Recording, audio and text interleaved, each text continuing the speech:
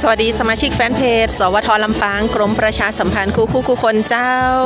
สวัสดีไปยังพ่อแม่พี่น้องที่ติดตามรับฟังผ่านต่าง FM 97 เมกะเฮิรตซ์สวทลำปางตัวเนอร์เจ้าวันนี้ทีมงานสวทลำปางนะน้องยุ้ยปีก้อยแล้วก็อาหารเจ้าเฮาป่าหมูเฮามาติดตามบรรยากาศสำหรับกิจกรรมโก้งสุดใต้บิ๊กเดย์เจ้ารณรงค์คือพ่อแม่พี่น้องออกมาใช้สิทธิ์เลือกตั้งสสและก็การออกเสียงประชามติเจ้าซึ่งแน่นอนวันที่8 กุมภาพันธ์นี้หมู่เฮาจะได้ร่วมใจกันนะสร้างสรรค์ประเทศไทยพร้อมใจไปใจสิทธิ์ด้วยกันตั้งแต่8 โมงเจ้าจนถึง5 โมงแรงเจ้าตอนนี้เขาอยู่กันที่หน้าวัดศรีหลวงตำบลแจห่มอำเภอแจห่มจังหวัดลำปางเจ้าท่านผอกกต.ลำปางผอ.ท้องเนตรดูใจพร้อมถึงทีมงานประจำการอยู่ที่เพแล้วนะในเขตเลือกตั้งที่2เจ้าต่างอำเภอแจห่มวันนี้เนาะเดี๋ยวแหมสักกั้มหนึ่งขบวนรณรงค์ของเขาก็จะเคลื่อนออกจากบริเวณข้างวัดศรีหลวงกันแล้วนะเจ้านำโดยวงดุริยางค์จากอนุบาลแจห่มเจ้าวันนี้เสื้อประจำโรงเรียนของเปิดเนาะน่าจะเป็นวิชาพละวันนี้ด้วยนะสีเขียวเหลืองนะเจ้าลูกหลานบ้านเฮาเนาะช่วยกันกดไลค์กดแชร์ด้วยจีมนะเจ้าผ่านตั้งเพจของสวทลำปางกรมประชาสัมพันธ์เนอร์ส่วนรายการวิทยุของเฮาเดี๋ยวนี้พี่น้องจะได้ฟังกันนะเจ้าตั้ง FM 97 เมกะเฮิรตซ์ติดตามรับฟังรับชมบรรยากาศไปด้วยกันเจ้านี่คือบรรยากาศสดเลยจากข้างวัดศรีหลวงเสียงดนตรีเสียงเพลงเสียงสปอตประชาสัมพันธ์นะเจ้าเครื่องขยายเสียงตีเจิญจวนคือพ่อแม่พี่น้องในชุมชนแห่งนี้ได้รับรู้ว่าเขาเริ่มต้นนะเจ้าเริ่มต้นด้วยกิจกรรมครั้งใหญ่นี่เนาะเพื่อสร้างสรรค์บรรยากาศคือเป็นแห่งกระตุ้นอย่างหนึ่งกับพ่อแม่พี่น้องต่างแจห่มพี่น้องตีเป็นผู้มีสิทธิ์เลือกตั้งในเขตเลือกตั้งที่2นะได้ออกไปใจสิทธิ์กันหน้าเจ้าปีก้อยเจ้าสวัสดีค่ะสวัสดีทุกท่านที่ให้เกียรติติดตามรับชมเพจ Facebook สวทลำปางกรมประชาสัมพันธ์ภาคภาษาเมืองจากน้องยุ้ยร่ายยาวให้ได้รับทราบแล้วว่าวันนี้เรามาปักหลักกันอยู่ที่บริเวณวัดศรีหลวงอำเภอแจ้ห่มนะคะถ้าให้เปรียบเทียบสภาพอากาศแล้วก็ในเมืองรู้สึกว่าอุ่นกว่านะคะมาถึงแจ้ห่มนี่คนที่ไม่ได้สวมเสื้อแขนยาวนี่ขอบอกเลยสั่นสะท้านแน่นอนแต่ส่วนใหญ่เขาก็ไม่สวมกันนะคะน้องๆวงดุริยางค์วันนี้ก็เตรียมเนื้อเตรียมตัวมานะคะสวมเสื้อประจำโรงเรียนแล้วก็ไม่มีใครได้สวมเสื้อแขนยาวเลยนะเนี่ยนะคะก็เป็นบรรยากาศในยามเช้าที่เป็นโอกาสอันดีที่ทีมงานสวทลำปางเราได้นำพาทุกท่านนะคะมาสัมผัสบรรยากาศยามเช้าความจริงแล้วบริเวณตรงเนี้ยนะด้านหน้าก็เป็นตลาดค่ะเป็นตลาดเช้าและมองไปทางหลังนู้นก็จะเป็นภูเขาที่เป็นที่ตั้งของวัดน่าจะเป็นวัดเฉลิมพระเกียรติแหละนะคะวิวทิวทัศน์แถวนี้สวยสดงดงามสภาพอากาศในยามเช้าของฤดูหนาวแจ้ห่มนี่น่าจะประมาณ 15-16 องศาแต่ในเมืองเมื่อช่วงเช้าที่ผ่านมาเนี่ยนะคะอยู่ที่ประมาณ17 องศานะคะแต่ก็ไม่แน่ใจว่าพอสายๆปุ๊บเนี่ยนะคะอากาศมันจะหนาวเหมือนกับที่แจ้ห่มหรือเปล่านะคะโอ้ยดีนะแสงแดดทอออกมาคลายความหนาวลงได้บ้างนะท่านบรรหารวันนี้ไม่ได้สวมเสื้อแขนยาวเพราะว่างอแงตั้งแต่ช่วงเช้าบอกว่าที่สวทมันไม่เป็นแบบนี้ใช่ไหมมันร้อนใส่มาเดี๋ยวเหงื่อเต็มอีกแล้วตอนนี้รู้สึกยังไงหนาวอยากได้ผ้าห่มนะลูกนี้เอาผ้าห่มมาด้วยดีกว่าใช่ไหม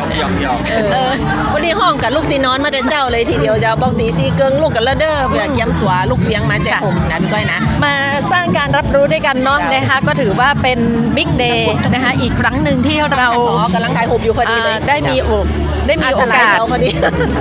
มาเที่ยวที่อำเภอแจ้ห่มจะเตรียมตัวหลังจากที่ก่อนหน้านั้นบิ๊กเดย์ตอนนั้นมันเป็นเรื่องของการรณรงค์เลือกตั้งอบตเนาะใช่ไหมที่เราไปที่บ้านไร่ศิลาทองนะที่เมื่อบิ๊กเดย์ที่เราเดินกันไปหาบ้านลุงอะไรน่ะใช่ไหมอารมณ์เดียวกันนั่นแหละแม่นพี่ก้อยแต่ว่าเตือนนี่มาไก่และเกาแหมน้อยมันจะน้อยอ่ะน่าอยู่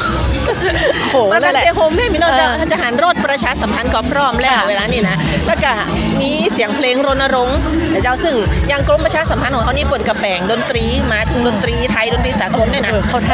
ถ่ายอยู่เนาะปีนี้รู้สึกว่าจะแบบยิ่งใหญ่มากเป็นการรณรงค์ให้เราได้ตื่นตัวกันแล้วก็เ ชื่อว่าไม่น่าจะมีใครที่คิดจะนอนหลับทับสิทธิ์ไม่น่าจะมีใครที่บอกว่าเบื่อไม่ออกไปแล้วนะคะเพราะว่าครั้งนี้น่าจะเป็นอีกครั้งหนึ่งที่พี่น้องประชาชนค่อนข้างที่จะตื่นตัวแล้วก็ตัวเลือกในการที่จะให้เราได้เลือกคนที่เรารักหรือว่าพรรคที่เราชอบเนี่ยนะคะค่อนข้างที่จะเยอะแล้วก็นโยบายของแต่ละพรรคก็จะมีหลากหลายแตกต่างกันนะคะท่านก็เลือกในสิ่งที่ท่านชื่นชอบกันแล้วกันนะคะทำความเข้าใจทำความรู้จักด้วยตัวท่านเองซึ่งตอนนี้ทางกกต.เองเขาก็ได้ส่งเอกสารไปให้เราที่บ้านกันทุกๆคนแล้วนะคะจะได้กระจวยกันศึกษาเนาะจะได้เป็นข้อมูลในการประกอบการตัดสินใจเวลาพี่น้องจะเลือกนะเจ้าเลือกตั้งเพื่อนี่หับบัตรเลือกตั้ง3 ใบเนาะสำหรับการเลือกตั้งสสบัตรสีเขียวนะเจ้าเลือกสสแบบแบ่งเขตบัตรสีชมพูเลือกสสแบบบัญชีรายชื่อหรือว่าเลือกพรรคนั่นเองเสร็จเรียบร้อยแล้วก็ไปแสดงตนแฮมรอบหนึ่งหับบัตรออกเสียงประชามติซึ่งจะเป็นบัตรสีเหลืองนะเจ้าก็จะเสร็จสับขั้นตอนของการออกมาใจสิทธิ์ของเขาเตือนนี่8 กุมภาพันธ์ไผตีบ่ได้ใจสิทธิ์เลือกตั้งล่วงหน้าวันที่1 กุมภาพันธ์ที่ผ่านมาหมายถึงไม่ได้ลงทะเบียนเลือกตั้งล่วงหน้านะเจ้าค่ะก็ต้องไปใช้สิทธิ์กันในวันที่8ที่จะถึงนี้นะคะซึ่งทีมงานสวท.ลำปางเราวันที่8นี้ก็จะจัดเต็มนะคะเราจะไปปักหลักกันที่ไหนแต่ที่แน่ที่ห้องส่งก็หลายช่วงด้วยกันนะคะสำหรับการถ่ายทอดนะคะซึ่งก็เป็นรายการพิเศษค่ะเกาะติดเลือกตั้งตั้งแต่ช่วงเช้านะคะก็จะมีหลายช่วงเวลาที่จะมีการรายงานบรรยากาศการเลือกตั้งนะคะเป็นการกระตุ้นการตื่นตัวของพี่น้องประชาชนนะคะจริงๆแล้วอยากจะให้ไปกันตั้งแต่ช่วงเช้าเพราะว่าเมื่อวันที่1 กุมภาพันธ์ที่ผ่านมานะคะบรรยากาศการเลือกตั้งที่เราไปกันที่เทศบาลเมืองเขลางเนี่ยช่วงเช้าอากาศดีแล้วก็พี่น้องประชาชนหลายคนก็เลือกที่จะไปในช่วงเช้าพอคล้อยบ่ายปุ๊บเนี่ยนะคะอากาศก็เริ่มที่จะร้อนดังนั้นถ้าเป็นไปได้เนี่ยบางทีเราไม่รู้ว่ามันมีธุระปะปังเข้ามาด่วนหรือเปล่านะคะบางทีรีบไปแล้วก็เลยไม่ทันได้เลือกตั้งก็เป็นการเสียสิทธิ์เสียโอกาสนะคะดังนั้นจะไปไหนก็ตามขอให้ไปเลือกตั้งนะคะตามคูหาที่มีรายชื่อของท่านอยู่ค่ะเจ้าตอนนี้บรรยากาศช่วงเจ้ากำลังคึกคักอากาศดีๆติแจงโฮมพี่น้องเจ้าแจงโฮมเมืองน้ำปูวันนี้นะพี่ก้อยเจ้ามาถึงเพศถึงเตี่ยเราจะได้น้ำปูกลับอีกหรือเปล่าเนี่ยกว่าเนาะพี่น้องเจ้าสำหรับทันทีฟังผ่านทางรายการวิทยุของเฮานะก็ติดตามบรรยากาศทางอำเภอแจงโฮมไปด้วยกันเจ้าวันนี้มีกิจกรรมรณรงค์โก้งสุดใต้สำหรับการเชิญชวนพ่อแม่พี่น้องออกมาใจสิทธิ์เลือกตั้งสสและออกเสียงประชามตินะเจ้าในวันที่8 กุมภาพันธ์นี้ความจริงค่ะน้องยุ้ยจบเรียงยูดแทรกน้องคือความจริงวันนี้มีบิ๊กเดย์หลายๆช่วงด้วยหลายๆที่ด้วยกันนะคะจุดนี้ก็ถือว่าเป็น1 ใน 4 จุดถ้าจำไม่ผิดนะเพราะว่าใจกลางเมืองลำปางก็คือที่5 แยกหอนาฬิกานะคะแล้วก็มีที่อำเภอเถินมีที่อำเภอแจ้ห่มแล้วก็มีที่อำเภอแม่เมาะถูกต้องเนาะประมาณ4 ที่ด้วยกันเจ้าสำหรับวันนี้ตีของเขตนึงเนี่ยจะจัดอยู่ตี5 แยกหอนาฬิกาหนองบัวนครเท่านี้จะมีตั้งทันรณรงค์เทพราชท่านรองผู้ว่าราชการจังหวัดลำปางไปเป็นประธานเปิดกิจกรรมบิ๊กเดย์เจ้าส่วนตีอำเภอแม่เมาะก็จะเป็นท่านพนมพรตุ้ยการอำเภอแม่เมาะในคณะประธานกกต.เขต3ค่ะเจ้าแล้วก็จะมีตั้งอำเภอเถินส่วนสาธารณะเมืองเถินนะพี่ก้อยเนาะใช่อันนี้ก็จะเป็นบรรยากาศถึง4 เขตเลือกตั้งของเขานั่นหมายความว่าเขาจะมีสสแบบแบ่งเขต4 ท่านด้วยกันแต่ว่าไผจะได้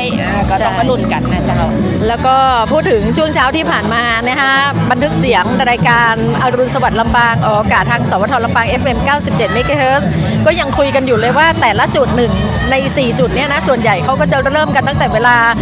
8:30 นาทีหรือว่า 9 นาฬิกานะคะทั้งการเริ่มพิธีต่างๆแล้วก็การเดินขบวนนะคะเพื่อที่จะรณรงค์มีการแจกแผ่นพับกันแต่เราเลือกที่จะมาที่แจ้ห่มเนื่องจากว่าเช้าที่สุดค่ะนะคะเช้าที่สุดก็เลยต้องออกจากสถานีประมาณ 6 โมงเช้านะคะอยากจะโชว์สปิริตว่าทีมงานสวท.ลำปางเรานี่อึดถึกแล้วก็ทนต้องออกมากันแต่เช้าก็ว่าสอบถามอันตั้งท่านร้องขวัญเรียมท่านร้องผอกกต.ว่าท่านร้องเจ้าหมายสวท.ลำปางไปตั้งใดเจ้า คือความจริงน้องยุ้ยก็บอกว่าที่ไหนเช้าที่สุดคะน่ะสอบถามท่านรองใช่ไหมท่านรองบอกว่าที่แจ้ห่มนี่แหละเช้าที่สุดน้องยุ้ยบอกว่าขอเลือกที่นี่ ขอบคุณเจ้าท่านร้องจะมากินน้ำผูเจ้าเนี่ยนะ เพราะว่าถ้าเป็นจุดอื่นน่ะเห็น3 เคสที่เหลือนี่คือเปิดกระจะขวายเลยนี่เห็นน้อยน่าจะสักประมาณ8 โมงครึ่ง แล้วก็แปลกเนาะ จุดเนี่ย ทำไมตรงนี้ต้องเช้าที่สุดนะ อาจจะเป็นจุดที่ว่าเดียวเห็นสกัมเปิดก็จะได้ย้ายๆกันไปทำภารกิจรู้สึกว่าวันนี้มันจะมีประชุมตัวพี่ก้อย โอ ประ เค ชุมผู้นำ ได้เนาะแต่ละพื้นที่ก็อาจจะมีกิจกรรมที่แตกต่างกันไปมีงานที่หลากหลายนะฮะดังนั้นก็อาจจะเริ่มให้มันเช้าหน่อยก็ดีเหมือนกันเราเสร็จภารกิจจากตรงนี้เช้าเสร็จสับเรียบร้อยเดี๋ยวก็จะไปสังเกตการว่าจะมีจุดไหนที่จะทำงานด้านอื่นๆ โดยเฉพาะคลิปยุทธศาสตร์ต่างๆด้วยนะไหนๆก็มาถึงแจ้ห่มแล้วนะคะ เจ้าแจ้งเมืองน้ำผูพี่น้องเอ๋ยนี่คือบรรยากาศแห่งความสดใสยามเจ้าวันนี้แสงแดดอ่อนๆเริ่มมาละนะเจ้าอากาศกำลังดีเลยทีเดียวใจเวลาในการเดินทางจากในเวียงมาแจ้งนี่ก็มาถึงชั่วโมง ไม่ถึง ชั่วโมงเจ้า แต่ทางก็ค่อนข้างที่จะคดเคี้ยวเลี้ยวรถแล้วก็ในยามเช้าเนี่ยจะมีรถพ่วงที่จะเอาสัมภาระนะคะสิ่งของบรรทุกสิ่งของมาส่งที่โดยเฉพาะโรงปูนนะคะท่านใดที่เดินทางในยามเช้าหรือว่าในช่วงกลางคืนมันมีหลายจุดที่มันจะไม่มีเสาไฟฟ้าจะไม่มีแสงไฟค่อนข้างที่จะมืดก็ต้องเพิ่มความระมัดระวังกันหน่อย ในยามเช้าเราก็จะเห็นบรรยากาศของพี่น้องประชาชนที่รักสุขภาพมีทั้งวิ่งมีทั้งออกกำลังกายรูปแบบของจักรยานก็ฝากความห่วงใยนะคะว่าปั่นจักรยานก็อย่าลืมติดไฟให้แสงสว่างนะคะเพราะว่าบางทีรถพ่วงอะไรผ่านไปเนี่ยมันอาจจะไม่ทันได้มองเห็นนะคะบรรยากาศคึกคักมากในยามเช้าบริเวณข้างวัดศรีหลวงนะคะอำเภอแจ้ห่มถือว่าเป็นใจกลางอำเภอแจ้ห่มเหมือนกันเนาะแล้วก็ถือว่าเป็นลานกว้างๆนะคะสามารถที่จะจัดกิจกรรมต่างๆได้วันนี้เราก็จะเห็นหลายๆภาคส่วนที่มารวมตัวกันนะคะโดยเฉพาะพี่น้องชาวอำเภอแจ้ห่มแล้วก็หน่วยงานต่างๆในอำเภอแจ้ห่มก็มาร่วมกันรณรงค์นะคะเพื่อที่จะให้รู้ว่าวันอาทิตย์ที่ 8 กุมภาพันธ์นี้วันเลือกตั้งสสและออกเสียงประชามตินะคะอยากจะให้พี่น้องประชาชนได้รับรู้ว่าไม่ว่าจะอยู่ที่แห่งหนตำบลใดก็ตามนะคะก็ถึงเวลาที่เราจะได้กลับมาใช้สิทธิ์กันอีกครั้งหนึ่งค่ะ เจ้าขอบคุณคุณชุรีเจ้าบอกว่าภาพเสียงชัดเจนดีเนอะขอบคุณคุณติ๊กตัวเจ้าเสียงชัดเจนนะยินดีเจ้าช่วยกันเข้ามาติดตามช่วยกันกดไลค์กดแชร์ตัวจิมวันนี้ทีมงานเขามานักหลายเจ้าเต็มกันรถไปทีเดียวเนาะคนหนึ่งกำกล้องคนหนึ่ง เดี๋ยวนับก่อน1 2 3 4 5 6อ้าวที่แท้มี3เหรอ วนนับวนท่านบรรหารวันนี้ก็เป็นทั้งตากล้องด้วยแล้วก็เป็นพลขับให้ด้วยนะคะนำพาชีวิตเราโอ้ยมาถึงแจ้ห่มก็ตอนแรกก็ยังไม่มีคนนะคะมาตั้งแต่ยังไม่มีคนแต่ตอนนี้ก็เริ่มใกล้จะถึงเวลาตามนัดหมายแล้วไงซึ่งจริงๆแล้วก็จะเริ่มประมาณ8 โมง จิตแท้ก่อตามกำหนดการประมาณสัก7 โมงครึ่งเนี่ยเจ้าตอนนี้ก็7 โมงครึ่งแล้วเดี๋ยวผลการน่าจะให้น้องๆได้ตั้งขบวนกันละเพราะว่าตะกี้ตอนเข้ามาเนี่ยความจริงตั้งรถแห่เครื่องเสียงเนี่ยยังตันมากำเดียกันนะเครื่องเสียงมาทีหลังเราเงียบอยู่เขาก็มาถึงก่อนแล้วก็ตอนเนี้ยพร้อมแล้วนี่ก็คือเปิดน้องๆนี่ก็ซ่อมกันหลายรอบแล้วนะมีตึงกองมีตึงอุปกรณ์กระดนตรีเปิดมีจำไม่เยอะเนี่ยลูกหลานพี่น้องตั้งใจโฮมเนี่ยช่วยกันแชร์ไปด้วยจิมนะจ๊ะประเดี๋ยวนี้นะเข้าไปในกลุ่มของตั้งใจโฮมด้วยจิมเดอร์นี่คือกิจกรรมในเขตเลือกตั้งของเราตีว่าเนี่ยแบ่งกันเป็น4 สาย4 เขตด้วยกันแล้วนะร้องพร้อมกันเพิ่นห้องว่าบิ๊กเดย์เลยในจังหวัดเนี่ยก็มีกิจกรรมบิ๊กเดย์ไปตั้งแต่ตะว้าพงกะมีพี่ก้อยแต่ว่าลำปางเฮามาจับใส่วันนี้5 กุมภาพันธ์ก็นับถอยหลังไปเหลือเวลาแค่ประมาณ 2-3 วันเท่านั้นจะได้ไปใจซิดกันแล้วเจ้าค่ะเดี๋ยวสักครู่หนึ่งนะคะก็จะเข้าสู่พิธีกันซึ่งวันนี้ก็จะมีนายเอกศักดิ์บุญพานายอำเภอแจ้ห่มนะคะก็จะอยู่บริเวณด้านหน้าแถวนะคะเพื่อที่จะรับฟังการกล่าวรายงานจากนางสาวนิโลบลบุญนิตอนุกรรมการการเลือกตั้งประจำเขตเลือกตั้งที่2เป็นผู้กล่าวรายงานนะคะจากนั้นนายอำเภอแจ้ห่มก็จะกล่าวเชิญชวนประชาชนมาใช้สิทธิ์เลือกตั้งสสและออกเสียงประชามติค่ะแล้วก็นายอำเภอแจ้ห่มก็จะตีคล้อง3 ครั้งด้วยกันเปิดกิจกรรมรณรงค์เลือกตั้งสสและออกเสียงประชามติอย่างเป็นทางการนะคะจากนั้นพิธีกรก็ จะเชิญนายอำเภอแจ้ห่มและหัวหน้าส่วนราชการเข้าประจำจุดขบวนรณรงค์วงโยธวาทิตโรงเรียนอนุบาลแจ้ห่มก็จะบรรเลงเพลงนำขบวนรณรงค์นะคะจากนั้นรถแห่รณรงค์ก็จะเปิดเพลงรณรงค์เลือกตั้งสสไปตามเส้นทางค่ะแล้วก็จะเริ่มกันเคลื่อนขบวนออกจากข้างวัดศรีหลวงตำบลแจ้ห่มอำเภอแจ้ห่มแล้วก็จะเดินรณรงค์ไปตามถนนจนถึงเทศบาลตำบลแจ้ห่มโดยผู้ร่วมขบวนแจกจ่ายแผ่นพับให้กับประชาชนบริเวณที่เดินรณรงค์ผ่านค่ะตอนนี้เป็นบรรยากาศ ช่วงเวลาที่เขาจะได้สนทนากับท่านประธานกกตของทางเขตเลือกตั้งที่2ของเขาเนาะเจ้าเสียงเครื่องเสียงดังไปหน่อยเดี๋ยวขออนุญาตเบาเครื่องเสียงหน่อยเจ้าเดี๋ยวคือตากล้องเขาพร้อมก่อนเนาะพี่น้องตั้งบ้านจะได้ฟังเสียงของท่านประธานกกตเขต2ของเขาไปตัวนะเจ้าท่านผอ.ท่องเดชก็อยู่ด้วยกันและก็ทีมงานทั้งหมดเลยวันนี้ที่จะได้นำขบวนรณรงค์ไปด้วยกันนะเจ้าขออนุญาตที่ท่านได้อู้ถึงกิจกรรมบิ๊กเดย์ในพื้นที่ของอำเภอแจ้ห่มวันนี้สักหน่อยเจ้าครับสวัสดีครับผมและท่านผู้อำนวยการการเลือกตั้งประจำจังหวัดลำปางและท่านผู้กำกับนะครับแล้วก็ทางท่านคณะกรรมการเขตเลือกตั้งนะครับในวันนี้นะครับผมนายเอกศักดิ์บุญพาในฐานะนายอำเภอแจ้ห่มและประธานคณะกรรมการประจำเขตเลือกตั้งที่2จังหวัดลำปางนะครับสำหรับในเขตที่2จังหวัดลำปางนะครับเรามีอยู่4อำเภอนะครับประกอบไปด้วยอำเภอแจ้ห่มวังเหนืออำเภอเมืองปานอำเภองาวและอีก2ตำบลของอำเภอเมืองก็คือบ้านเสด็จและบ้านแรงนะครับก็มีผู้มีสิทธิ์เลือกตั้งอยู่จำนวน 150,000 กว่าคนนะครับสำหรับการเตรียมการนะครับในพื้นที่ในเขตเลือกตั้งนะครับเราก็ได้ดำเนินการตามแผนงานนะครับตามกรอบเวลานะครับวันนี้ก็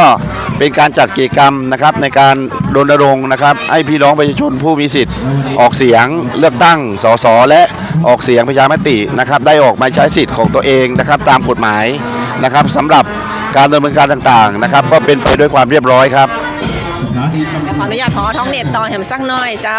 เชิญพ่อแม่พี่น้องความกิจกรรมในเขตอื่นหนึ่งเขาตัววันนี้พร้อมกันเจ้านอกจากกิจกรรม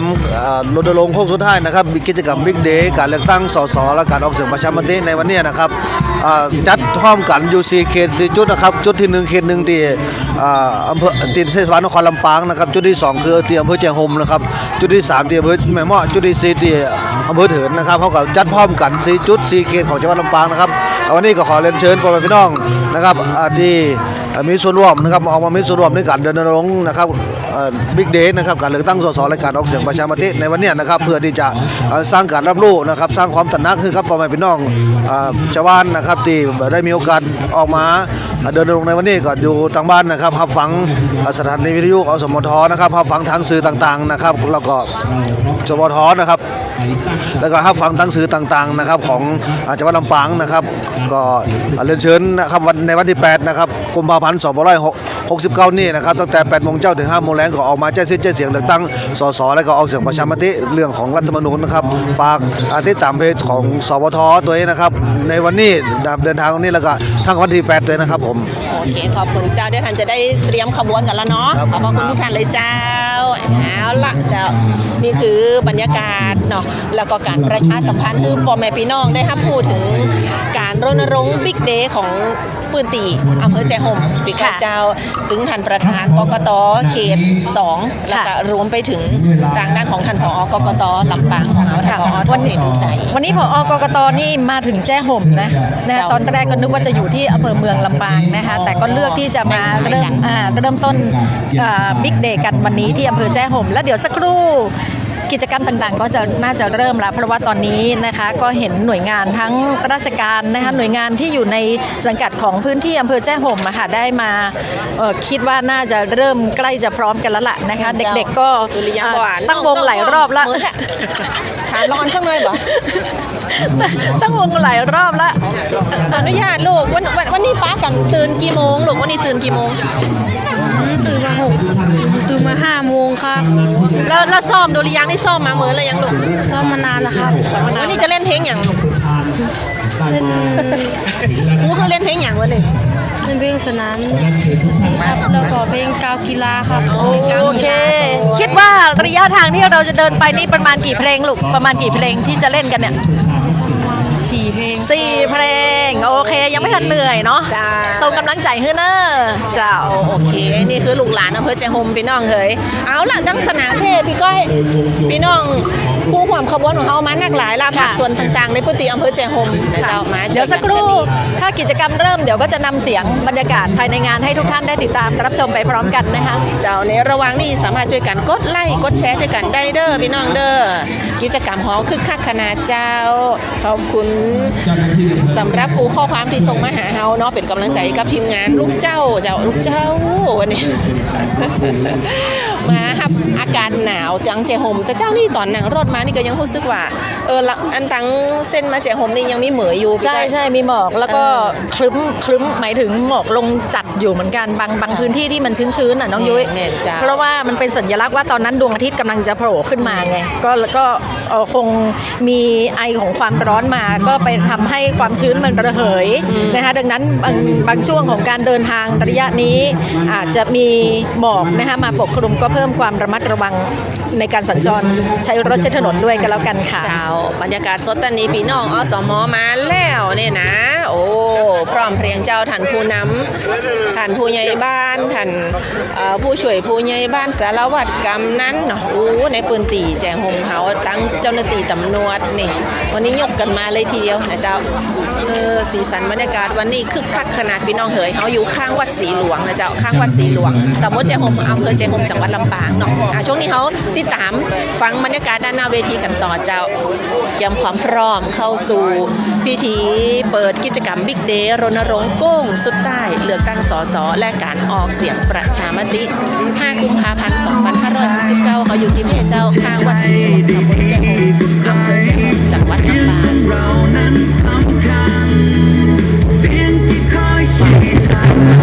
ยืนทางนะครับประตูสะพานในทุกปีนะครับที่จะประตูสะพานในเมืองเจ้าสะพานในอำเภอนะครับ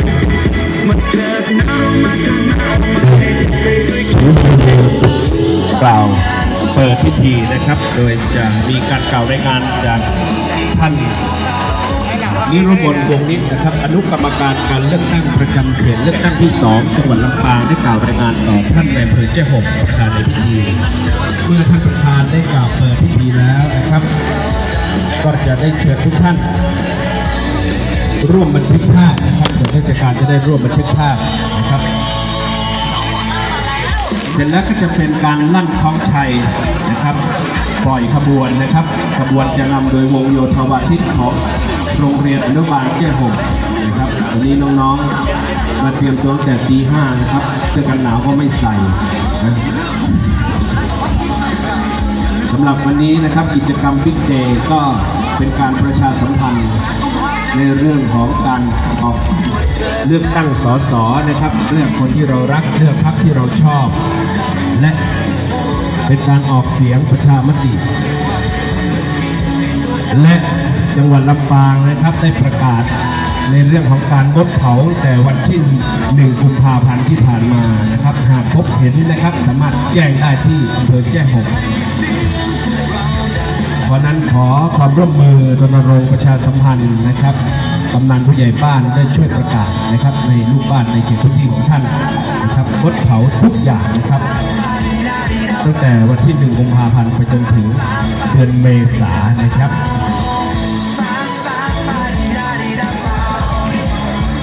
สำหรับวันนี้นะครับนอกจากส่วนราชการนะครับและพี่น้องประชาชนอำเภอแจ้ห่มแล้วยังมีสำนักงานคณะกรรมการการเลือกตั้งประจำจังหวัดลำปางนะครับที่จะร่วมกันในการรณรงค์ของอำเภอแจ้ห่มในวันนี้ด้วยครับ ขอเชิญชวนพี่น้องประชาชนผู้มีสิทธิเลือกตั้งทุกท่านออกมาใช้สิทธิเลือกตั้งสสและออกเสียงประชามติในวันอาทิตย์ที่ 8 กุมภาพันธ์ 2569 ตั้งแต่เวลา 8 นาฬิกาถึง 17 นาฬิกาณ หน่วยเลือกตั้งที่ท่านมีชื่อ เตรียมบัตรประชาชน ตรวจสอบสิทธิ์เข้าคูหากากบาทเลือกตั้งสสและออกเสียงประชามติ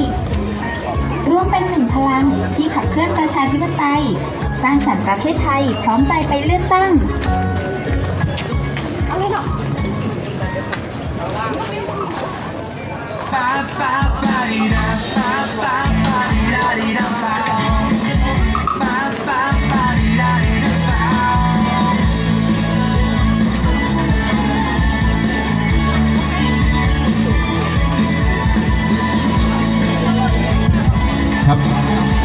นี้นะครับขออนุญาตเข้าสู่พิธีการอย่างเป็นทางการนะครับขณะนี้ท่านประธานนะครับในอำเภอแจ้ห่มครับท่านเอกศักดิ์บุญพาในอำเภอแจ้ห่มประธานทีมแล้วต่อไปขอเรียนเชิญนางสาวนิรมนวงนิตคุณนิตนะครับอนุกรรมการการเลือกตั้งประจำเขตเลือกตั้งที่2จังหวัดลำปางได้กล่าวรายงานถึงวัตถุประสงค์การจัดกิจกรรมโครงการรณรงค์โค้งสุดท้ายบิ๊กเดย์การเลือกตั้งสสและการออกเสียงประชามติในวันที่5กุมภาพันธ์2569ในวันนี้ขอเรียนเชิญครับ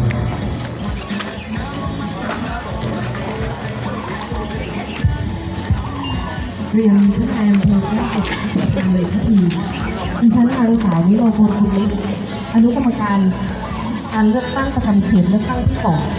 ขอขอบคุณท่านเป็นอย่างสูงที่ได้ให้เกียรติเป็นประธานเปิดกิจกรรมรณรงค์โค้งสุดท้ายพิเศษการเลือกตั้งสมาชิกสภาผู้แทนราษฎรเป็นการทั่วไปที่กำหนดออกเสียงประชามติในวันเดียวกับวันเลือกตั้งในวันนี้การจัดกิจกรรมรณรงค์โค้งสุดท้ายการเลือกตั้งสมาชิกสภาผู้แทนราษฎรเป็นการทั่วไปและการออกเสียงประชามติ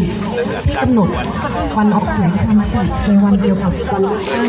มีวัตถุประสงค์เพื่อรณรงค์ประชาชนเชิญชวนพี่น้องประชาชนผู้มีสิทธิเลือกตั้งชาวอำเภอแจ้ห่มได้รับรู้รับทราบเกี่ยวกับการเลือกตั้งสมาชิกสภาผู้แทนราษฎรและการออกเสียงประชามติที่จะมีขึ้นในวันที่8 กุมภาพันธ์เวลา 8 นาฬิกาจนถึง 17 นาฬิกาและออกมาใช้สิทธิ์เลือกตั้งอย่างพร้อมเพรียงกันด้วยการไม่ขายสิทธิ์ขายเสียงลงคะแนนเลือกตั้งอย่างอิสระเสรีไม่ตกอยู่ภายใต้อามิสสินจ้างหรืออำนาจอิทธิพลใดๆตัดสินใจเลือกคนดีเลือกพรรคที่มีนโยบายที่ดีรวมถึงไม่กระทำผิดกฎหมายเลือกตั้งการเลือกตั้งสมาชิกสภาผู้แทนราษฎรเป็นการทั่วไปที่กำหนดวันออกเสียงประชามติในวันเดียวกับวันเลือกตั้งพุทธศักราช 2569 ในครั้งนี้อำเภอแจ้ห่มคาดหวังว่าจะมีผู้มาใช้สิทธิ์เลือกตั้งจำนวนไม่น้อยร้อยละ 85 ขอขอบพระคุณท่านนายอำเภอแจ้ห่มหัวหน้าส่วนราชการหน่วยงานของรัฐวิสาหกิจองค์กรปกครองส่วนท้องถิ่นองค์กรภาคเอกชนองค์กรภาคประชาชนองค์กรภาคประชาสังคมและผู้เกี่ยวข้องทุกท่านที่ร่วมกิจกรรมรณรงค์โค้งสุดท้ายพิเศษการเลือกตั้งสมาชิกสภาผู้แทนราษฎรเป็นการทั่วไปในครั้งนี้บัดนี้ได้เวลาอันสมควรแล้วดิฉันขอเรียนเชิญท่านนายอำเภอแจ้ห่มประธานในพิธีได้กล่าวเชิญชวนพี่น้องประชาชนผู้มีสิทธิเลือกตั้งชาวอำเภอแจ้ห่มออกมาใช้สิทธิเลือกตั้งและกล่าวเปิดกิจกรรมรณรงค์โค้งสุดท้ายบิ๊กเดย์การเลือกตั้งสมาชิกสภาผู้แทนราษฎรเป็นการทั่วไปขอเรียนเชิญค่ะครับท่านปลัดอาวุโสนะครับในฐานะอนุกรรมการการเลือกตั้งอำเภอแจ้ห่มท่านผู้กำกับท่านผู้ในวยการโรงเรียนอนุบาลแจ้ห่มท่านผู้ในวยการการเลือกตั้งประจำจังหวัดลำปางท่านผู้ตรวจการเลือกตั้งท่านนายกเทศบาลท่านกำนันท่านผู้ใหญ่บ้านพี่น้องอสมตลอดจนเจ้าหน้าที่ตำรวจทางป่าไม้กลุ่มพลังมวลชนที่เคารพทุกท่านครับวันนี้นะครับผมนายเอกศักดิ์บุญพานายอำเภอแจ้ห่มในฐานะประธานคณะกรรมการการเลือกตั้งประจำเขตเลือกตั้งที่2จังหวัดลำปาง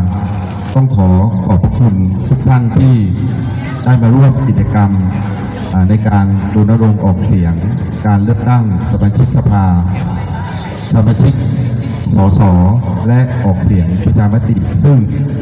จากกำหนดในวันที่ 8 กุมภาพันธ์ 2569 ก็จะเริ่มตั้งแต่ในเวลา 8 นาฬิกาถึง 17 นาฬิกาการเลือกตั้งและการออกเสียงประชามติในครั้งนี้นะครับก็เป็นกติกาที่ทางคณะกรรมการการเลือกตั้งได้กำหนดขึ้นมานะครับตามห่วงเวลานะครับอันนี้ในช่วงท้ายครับก่อนที่จะมีการจัดการเลือกตั้งนะครับในส่วนของอำเภอแจ้ห่มเองนะครับเราก็ทำหน้าที่เป็นเขตเลือกตั้งที่2จังหวัดลำปางอันประกอบไปด้วยอำเภอเมืองปานอำเภอแจ้ห่มอำเภอวังเหนือและอำเภองาวและอีก2ตำบลของอำเภอเมืองก็คือบ้านเสด็จและตำบลบ้านแหลงนะครับเรามีผู้มีสิทธิเลือกตั้งอยู่จำนวน150,940 คน นะครับเพราะฉะนั้นในการบริหารการจัดการการเลือกตั้งและการออกเสียงประชามติต้องอาศัยความร่วมมือนะครับจากทุกท่านแต่เหนือสิ่งอื่นใดนะครับก็ต้องฝากเรื่องของการปฏิบัติตนวางตนเป็นกลางทางการเมืองนะครับ เรามีหน้าที่ที่จะในการรณรงค์ประชาสัมพันธ์จูงใจนะครับให้กับผู้มีสิทธิเลือกตั้ง และผู้ออกเสียงประชามติได้ออกมาใช้สิทธิ์นะครับอันนี้ก็ขอฝากนะครับ ก็ในท้ายวันนี้นะครับก็ขอบพระคุณนะครับทุกท่านที่ได้มาร่วมกันนะครับก็ขอให้การจัดกิจกรรมในวันนี้เป็นไปด้วยความเรียบร้อยนะครับสมตามวัตถุประสงค์นะครับขออนุญาตได้นำเรียนว่าหลังจากพิธีเปิดเสร็จแล้วนะครับเราก็จะเดินกระบวนนะครับมีรถของเจ้าหน้าที่ตำรวจนะครับต้องขอบคุณท่านผู้กำกับนะครับที่ได้อำนวยความสะดวกนะครับแล้วก็จะเป็นคณะนะครับคณะของการรณรงค์ออกเสียงนะครับให้ออกมาใช้สิทธิเลือกตั้งสสและออกเสียงประชามติจะอยู่เป็นขบวนแรกนะครับแล้วก็จะปิดท้ายด้วยกระบวนการรณรงค์ป้องกันนะครับการแก้ไขปัญหาเรื่องไฟป่าและหมอกควันนะครับก็จะมี2กิจกรรมร่วมกันนะครับก็จะได้หลายๆกิจกรรมนะครับสำหรับในการที่จะดูแลเรื่องปัญหาเรื่องหมอกควันไฟป่านะครับให้กับพี่น้องนะครับชาวอำเภอแจ้ห่มและจังหวัดลำปางนะครับในท้ายนี้ก็ขอขอบพระคุณทุกท่านนะครับก็ขออนุญาตได้ร่วมกับท่านผู้เกียรตินะครับได้เปิดโครงการรณรงค์นะครับประชาสัมพันธ์ให้ผู้มีสิทธิเลือกตั้งนะครับออกมาใช้สิทธิ์เลือกสมาชิกสภาผู้แทนราษฎรนะครับและออกเสียงประชามติณบัดนี้ขอบคุณครับ เสียงปรบมือทุกท่านเลยนะครับครับขออนุญาตอีกสักครู่นะครับขออนุญาตเชิญท่านหัวหน้าส่วนราชการนะครับร่วมพิธีเปิดนะครับการลั่นคล้องไทยนะครับเชิญหัวหน้าส่วนราชการนะครับมาเลยครับทุกท่านอยู่ด้านข้างของท่านประธานนะครับจะได้ถ่ายรูปออกมาสวยๆนะครับเชิญครับเดี๋ยวให้ท่านประธานนะครับ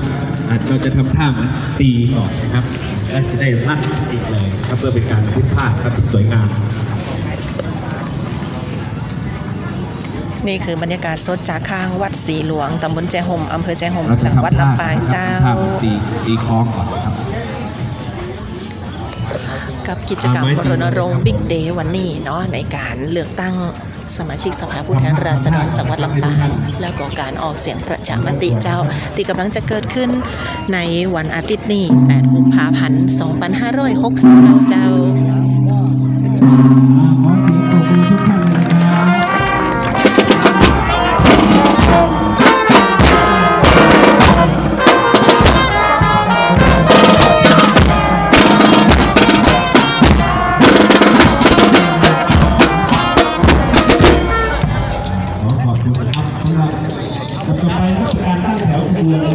เป็นการส่งสัญญาณเริ่มต้นแล้วนะเจ้ากับกิจกรรมบิ๊กเดย์รณรงค์เลือกตั้งสสและการออกเสียงประชามติ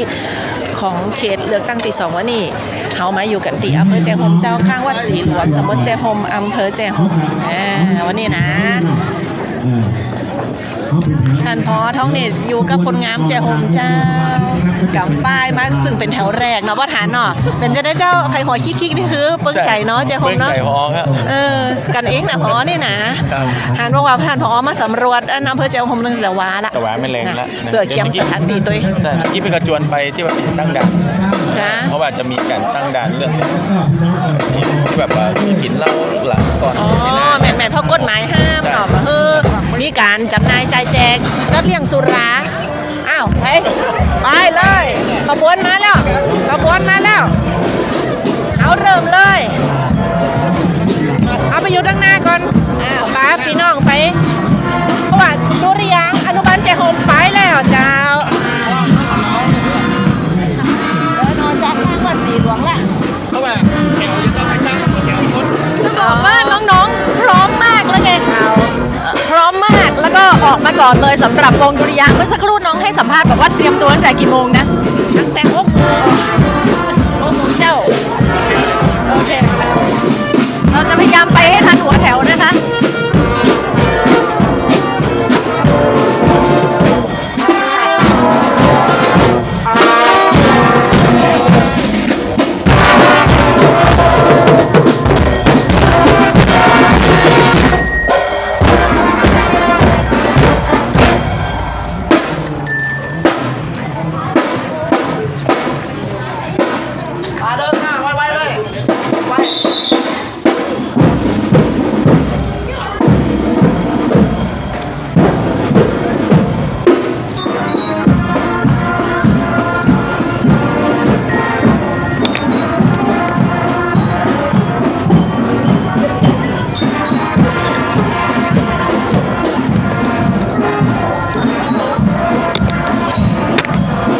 บนห้อมวนยังคือพี่น้องเอ๋ยวันนี้นะบรรยากาศคึกคักขนาดจากวัดสีหลวงไปหาเทศบาลตำบลแจ้โฮมนี่คือกายกาดจะบรรยากาศสองข้างทางที่มันเขาจะได้หันกันกันได้ยินเสียงวงดุริยางค์ไปตัวเด้อ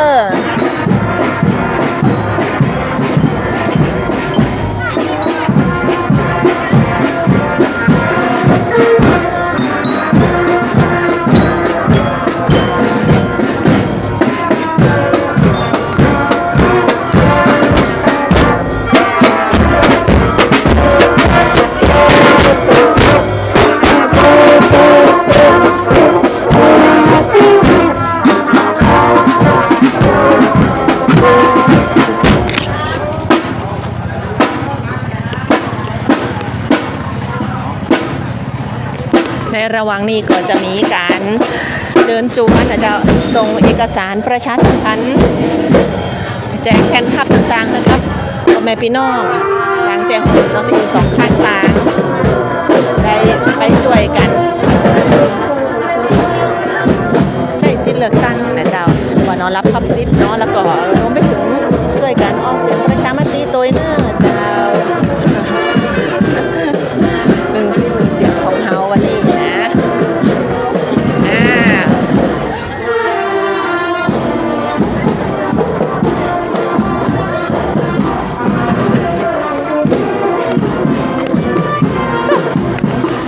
สอบใจเอาเพลงบนเล่นม่วน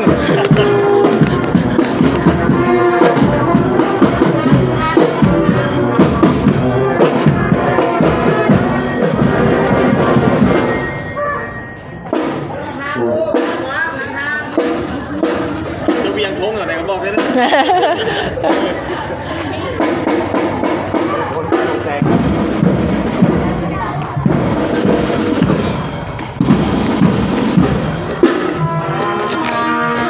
พี่น้องเจ้าเดี๋ยวนี้เขา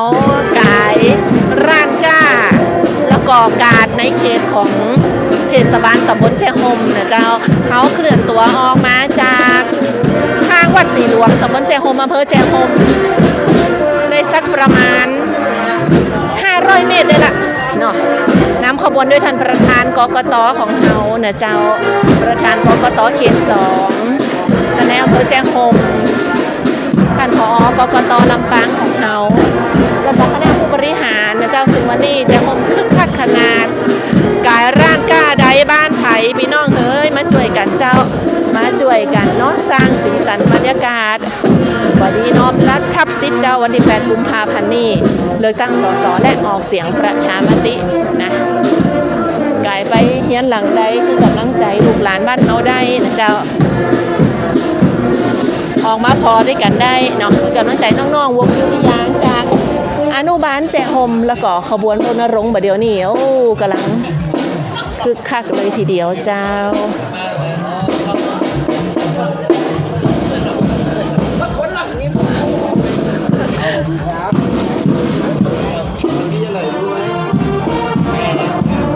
นี่เขาจะมีการแจกแผ่นพับไปตัวประชาสัมพันธ์เชิญชวนนะพ่อแม่พี่น้อง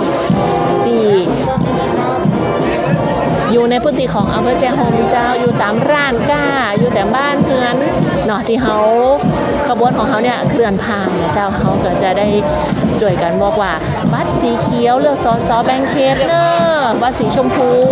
เลือกพรรคนะเจ้าแล้วก็บัตรสีเหลืองออกเสียงประชามตินะแสดงตน2 รอบนะเจ้าแสดงตน2 รอบเด้อโอ้โหคือคักขนาดนี่เจ้าร้านก้าบะเดี๋ยวนี้นี่นะพี่น้องที่เพิ่นออกมาตอนหับนะเจ้าแล้วก็มาหับเอกสารประชาสัมพันธ์เนาะบอกว่าจะเป็นหนังสือเอกสารนะเจ้าชุดเดียวกันกับที่ส่งถึงเจ้าบ้านเลยพี่น้องเฮ้ยก็จะเป็นข้อมูลของเขตเลือกตั้งที่2นะเจ้าคือพี่น้องได้ทำการศึกษาได้อ่านข้อมูลของผู้สมัครในเขตของตัวเก่านะเจ้ายังถ้าอยู่เขตนึงอยากเอกสารที่ส่งไปก็จะเป็นผู้สมัครของ สสเขตหนึ่งเนาะแล้วก็จะเป็นข้อมูลของภาคการเมืองตึงโมดแต่เจ้ามีกี่ภาคไผ่ปลำปะเหลืองเอียนะเขาก็จะได้พอข้อมูลจากแต่ท่านใดแต่ว่าถ้าเกิดเป็นตั้งแจ้โฮมเนี่ยเป็นอยู่เขต2ดังนั้นเอกสารที่ส่งไปถึงพ่อแม่พี่น้องนะเอกสารส่งถึงเจ้าบ้านก็จะเป็นเอกสารที่ระบุข้อมูลของผู้สมัครสสแบบแบ่งเขตของเขตเลือกตั้งที่2นั่นเองนะเจ้าเดินมาติดกันได้สักระยะแล้วเป็นจะได้เจ้าพอเจ้าอากาศดีเจโฮมดีกับเจ้าอากาศเย็นดีสวัสดีครับ เกือบหนาว เปิดใส่เสื้อขึ้นน้อยเลยนะครับ ผมสู้ๆครับ จ้า อากาศดีครับเจ้าวันนี้ครับปลายตั้งของเขาอยู่ที่ไหนเจ้าอยู่ตรงไอ้ร้านนะครับข้างหน้านะครับเดี๋ยวเขาก็ที่สุดนี่ครับผมครับเจ้าท่านผอท้องเนตรซ่อมเดินมาแล้ว แบ่งทีมไปเดินในเวียงแล้วเอามาเจโฮมเลยนะมาเจโฮมเขตหนึ่งวันนี้ท่านรองรณรงค์เทพรัตน์เจ้าท่านรองผู้ว่าราชการจังหวัดลำปางเป็นผู้นำทีมเนาะเป็นประธานในการเปิดกิจกรรมบิ๊กเดย์เจ้าที่บริเวณขวงนครนาฬิกาเด้อพี่น้องเด้อที่เขต4ที่เถินเจ้าแล้วก็เขต3ตีแม่เมาะแต่ในขณะนี้ท่านกำลังรับชมบรรยากาศสดๆจากพื้นที่ของเขตทางที่2ของเฮาแจ้โฮมเจ้าเฮาเดินทางมาถึงบริเวณแยก4แยกของด้านหน้าสำนักงานเทศบาลตำบลแจ้โฮมกันแล้วเจ้า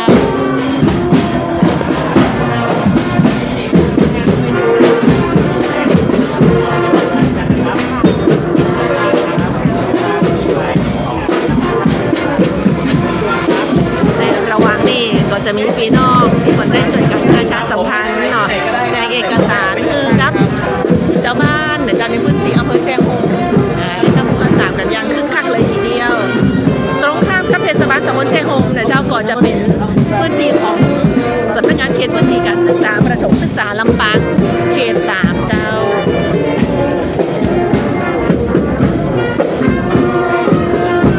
ฟังดนตรีเป็นบรรยากาศนอกพี่น้องเนาะนี่แหละเจ้านี่คืออีปออีแม่เนาะที่เขาไปด้วยกันเจ้าสำหรับการเลือกตั้งและการออกเสียงประชามติบดีลืมว่าท่านจะได้ห้ามบัตรเลือกตั้ง2ใบนะสีเขียวเลือกสสแบบแบ่งเขตได้หมายเลขเดียวเจ้าแล้วก็สีชมพูเลือกพรรคตีทันเนาะได้พรรคเดียวเช่นเดียวกันแล้วก็จะมีแหมบัตรอื่นก็คือบัตรออกเสียงประชามติสีเหลืองเจ้าหันชอบหรือบัตรหันชอบเนาะพร้อมกับรัฐธรรมนูญวันก่อนนี้เขาก็มีการไปช่วยกันนะเจ้าจัดเวทีเสวนาแสดงความคิดเห็นเรื่องของการออกเสียงประชามติเพื่อให้พ่อแม่พี่น้องนะเจ้าได้มาร่วมในเวทีได้แสดงความคิดเห็นอย่างหลากหลายที่บริเวณมหาวิทยาลัยธรรมศาสตร์ศูนย์ลำปางเจ้าเดี๋ยวนี้ขบวนเขาอยู่ที่บริเวณสพป.ลำปางเขต3นะ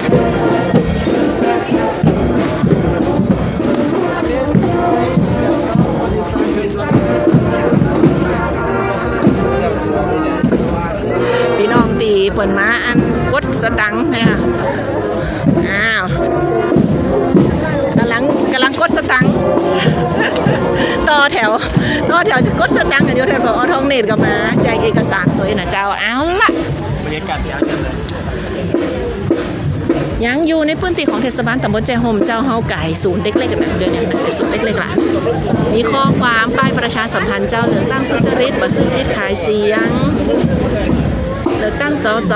และการออกเสียงประชามติ8กุมภาพันธ์2569บอกขั้นตอนของการลงคะแนนใจสิทธิ์เลือกตั้งสสบอกขั้นตอนของการออกเสียงประชามติ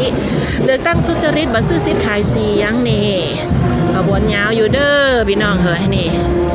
แย้มสดใสเจ้าพี่น้องต่างแจ้งโฮมเฮาเอาล่ะตากล้องเฮาตัวเจ้า แต่ว่ามีการจี้น้ำนี่คือผู้นำของเฮาเจ้าในพื้นที่ของอำเภอแจ้โฮมนะ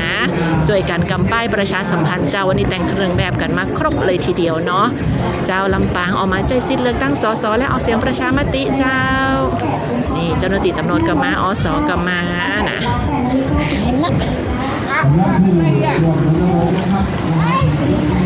ผู้ห่วมรณรงค์ของเฮาเจ้าบัดเดี๋ยวที่เฮามาถึงตีบริเวณ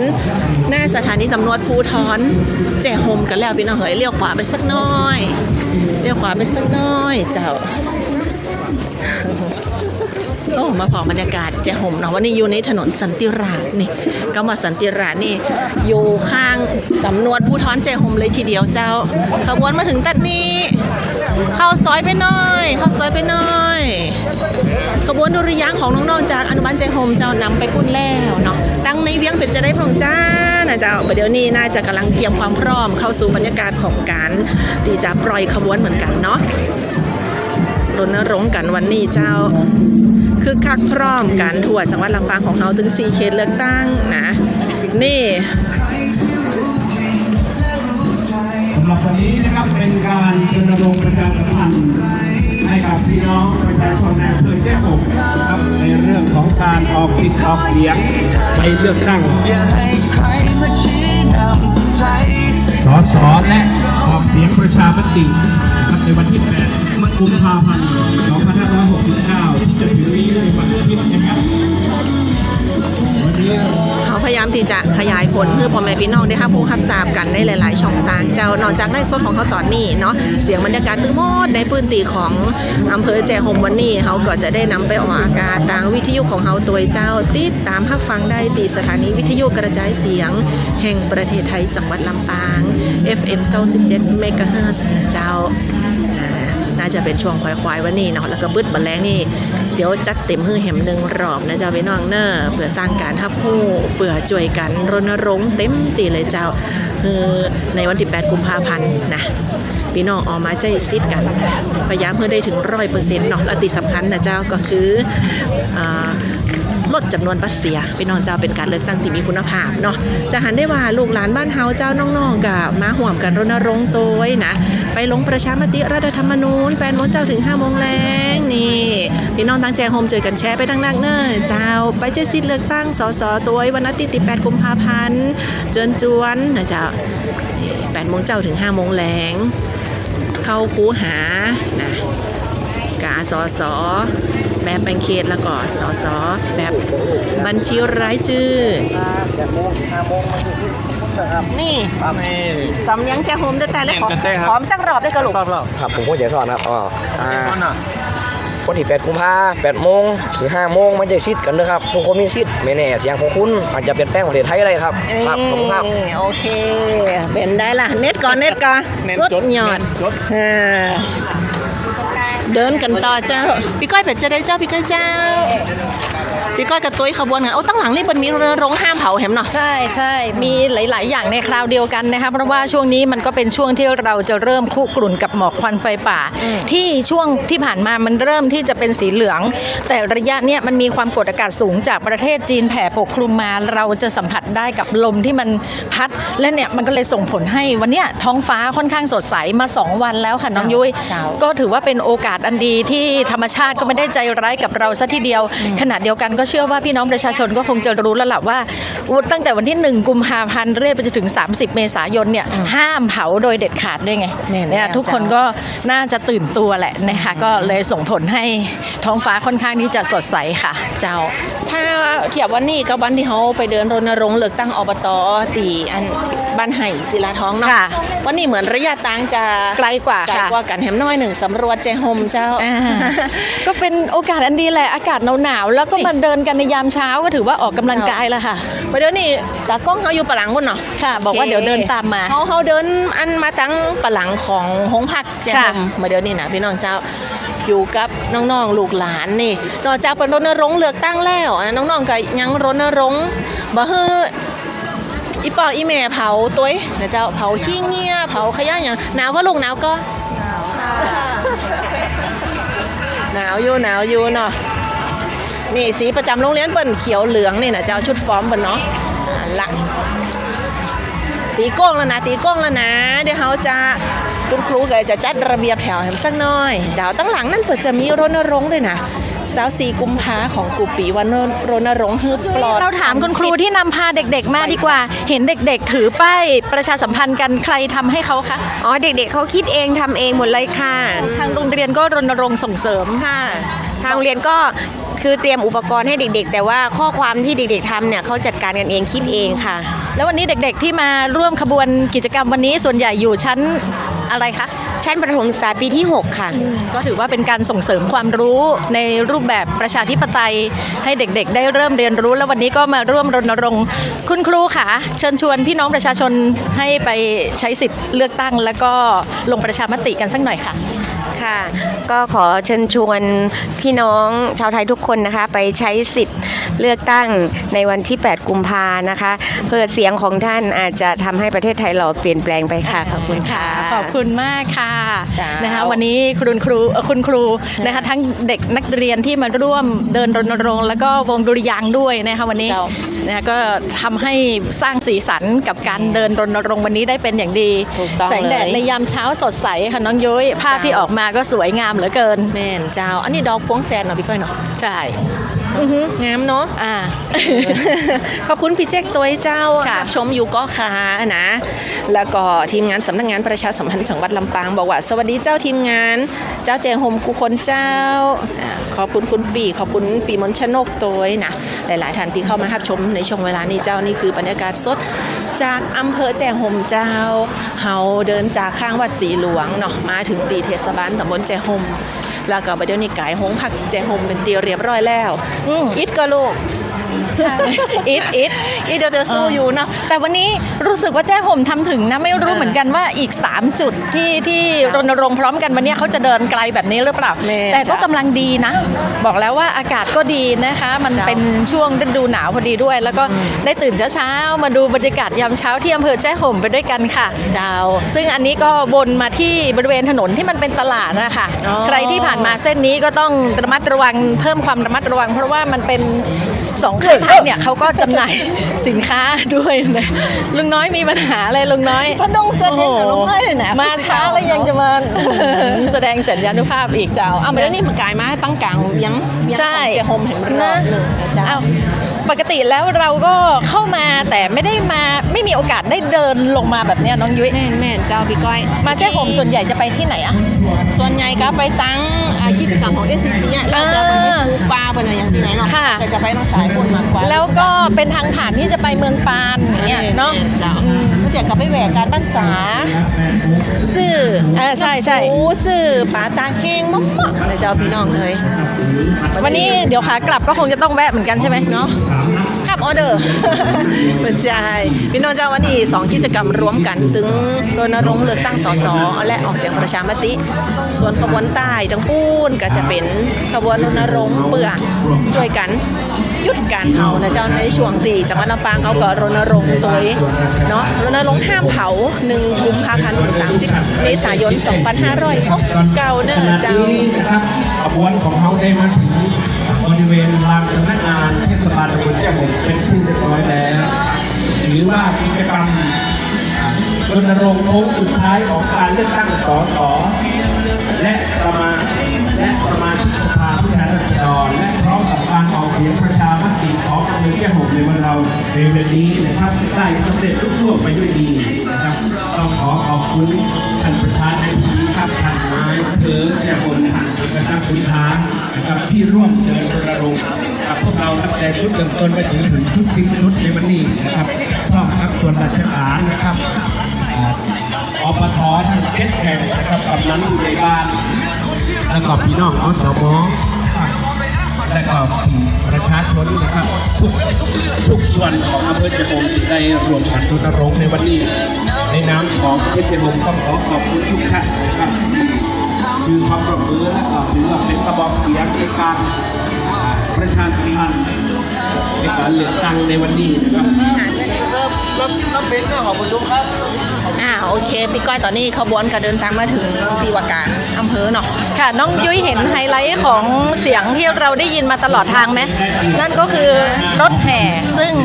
มันดูแตกต่างจากที่อื่น แล้วก็รู้สึกว่า Amazing มากนะคะสำหรับ ตอนนี้ขบวนเข้ามาถึงตีเทศบาลตำบลแจ้ห่มแล้วเนาะท่านประธานกกตของเขาเป็นเจ้าของเจ้าเดินแล้ว1 รอบรณรงค์วันนี้ความคึกคักหรือว่าการเข้าว่าตื่นตัวของพี่น้องเจ้าอำเภอแจ้ห่มเป็นเจ้าของเจ้าท่าน ครับก็ดูพี่น้องนะครับก็มีการตื่นตัวนะครับแล้วก็มีความพร้อมนะครับเพราะว่า ก่อนที่เราจะเดินนะครับเราก็มีการประชาสัมพันธ์นะครับไม่ว่าจะเป็นผ่านเสียงตามสายโดยท่านกำนันผู้ใหญ่บ้านนะครับและทาง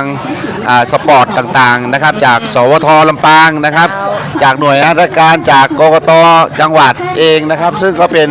ช่องทางนะครับในการสร้างการรับรู้ให้กับพี่น้องประชาชนผู้มีสิทธิ์เลือกตั้งและออกเสียงครับ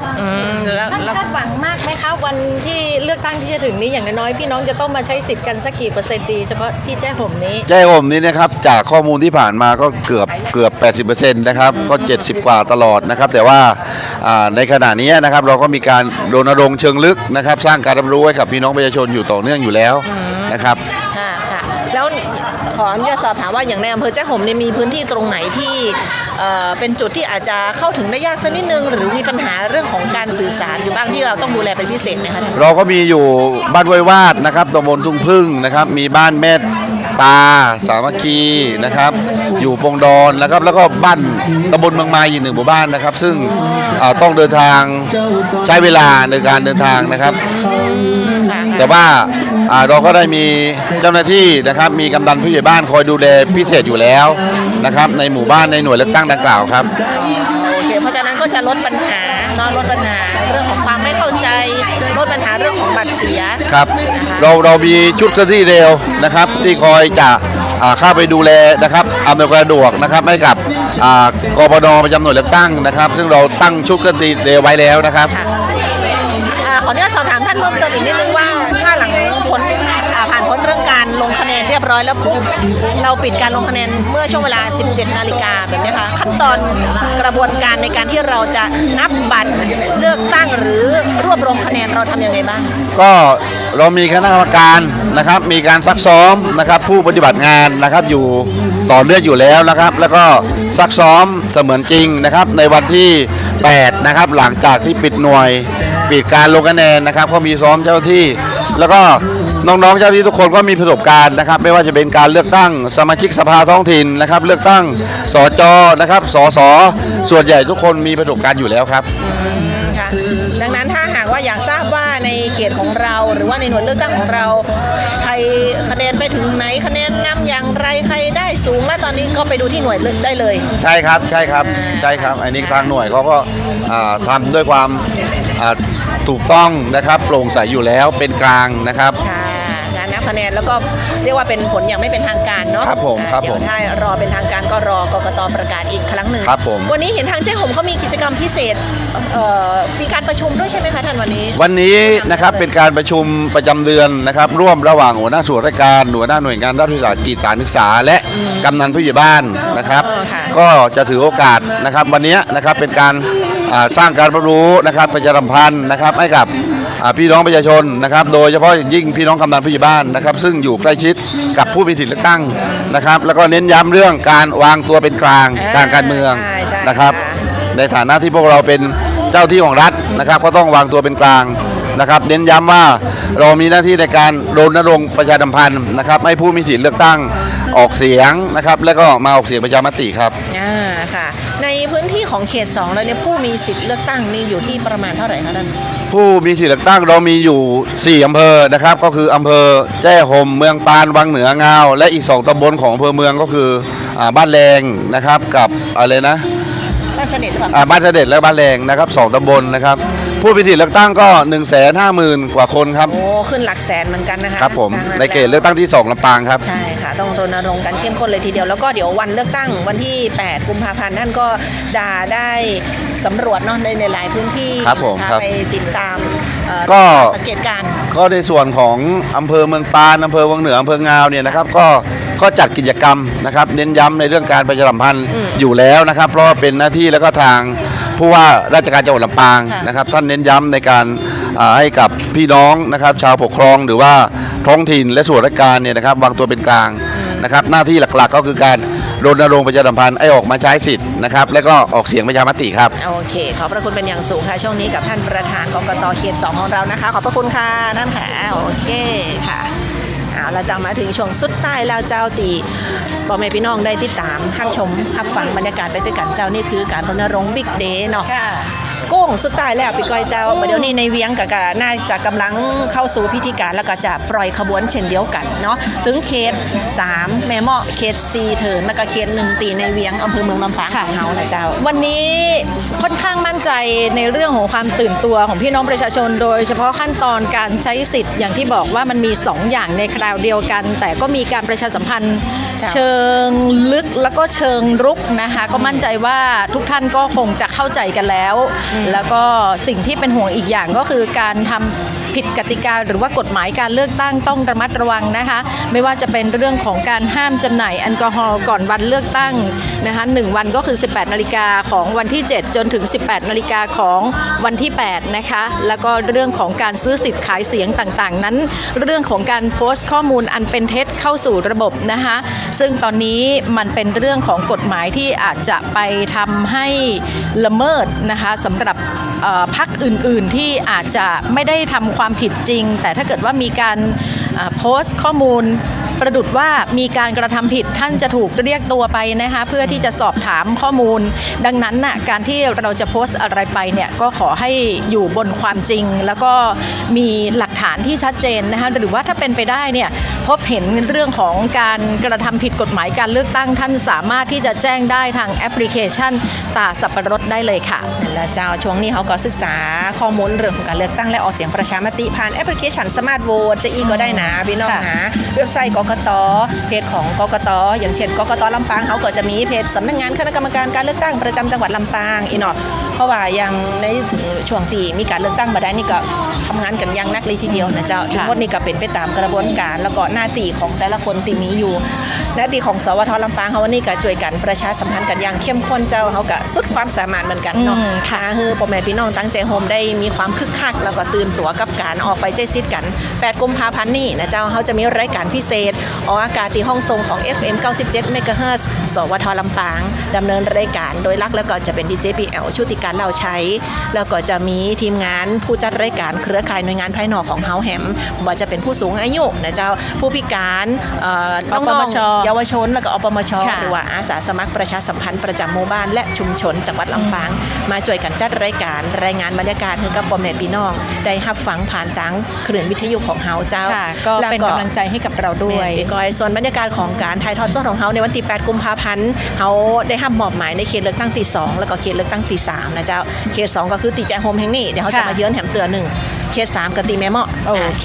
ติดตามพร้อมกันที่นี่เพจสวท.ลำปางกรมประชาสัมพันธ์ช่วงนี้น้องยุ้ยปีก้อยแล้วก็อาหารเฮาลากันไปก่อนเนาะขอบคุณทุกท่านที่ติดตามรับชมและพบกันใหม่นะคะสวัสดีค่ะสวัสดีเจ้า